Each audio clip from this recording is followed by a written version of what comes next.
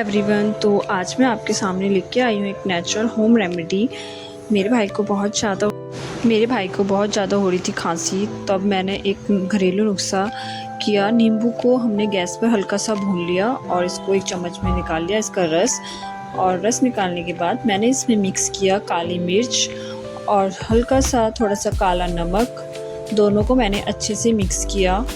इसको मिक्स करने के बाद मैंने अपने भाई को दिया ये, क्योंकि इससे काफ़ी आराम लग जाता है। तो मैं लेके जा रही थी उसके पास, मैंने कहा चलो इसको पिला देती हूँ, नाइट में थोड़ा आराम अच्छे से लग जाएगा। ये लेट रखा था तब मैंने इसको दिया। इसको बड़ा ही खट्टा सा और गंदा सा स्वाद लगा, लेकिन इससे असर बहुत जल्दी होगा। आप भी इस रेमेडी को बना सकते हैं बहुत ही ईजी तरीके।